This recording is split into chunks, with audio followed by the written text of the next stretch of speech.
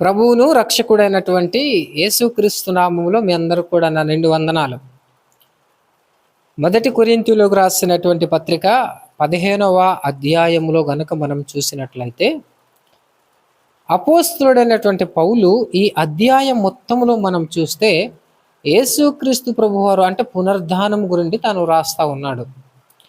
ఈ అధ్యాయం మొత్తము కూడా మనము 3 భాగాలుగా విభజించి చూసినట్లయితే మొదటి నుండి 11 వచనాలు గనక మనం చూసినట్లయితే యేసుక్రీస్తు ప్రభువారు ఈ లోకానికి వచ్చి మన పాపం కొరకు ఆయన మరణించాడని, ఆయన సమాధి చేయబడ్డాడని, అంతేకాదు ఆయన 3వ రోజు తిరిగి లేచాడు అని అపోస్తలుడైనటువంటి పౌలు తాను చెప్తా ఉన్నాడు. అంటే యేసుక్రీస్తు ప్రభువారు పునరుద్ధానుడు అయ్యాడు అని చాలామంది కొరింథీలో ఉన్నటువంటి వారు ఆయన పునరుత్థానాన్ని నమ్మలేనటువంటి స్థితిలో ఉన్నటువంటి వారికి అపోస్తలుడైనటువంటి పౌలు తాను రాస్తా ఉన్నాడు.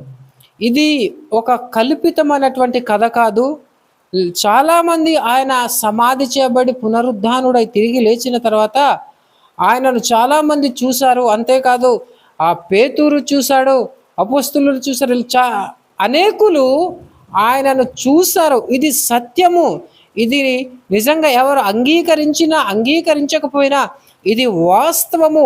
యేసుక్రీస్తు ప్రభువారు సమాధిలోను ఉండిపోలేదు, కానీ ఆయన మరణాన్ని జయించి తిరిగి లేచినటువంటి దేవుడు, ఆయన పునరుద్ధానుడై తిరిగి లేచినటువంటి దేవుడు ఈయన అని ఆయన ఒక సత్యాన్ని చెప్తా ఉన్నాడు. ఈ దినాన్ని కూడా చాలామంది యేసుక్రీస్తు ప్రభువారు తిరిగి లేచాడంటే అనేకులు నమ్మలేనటువంటి స్థితిలో ఉన్నారు. అటువంటి వారిని అపోస్తలుడైన పౌలు అంటున్నాడు యేసుక్రీస్తు ప్రభువారు తిరిగి లేచి ఉన్నాడు అని.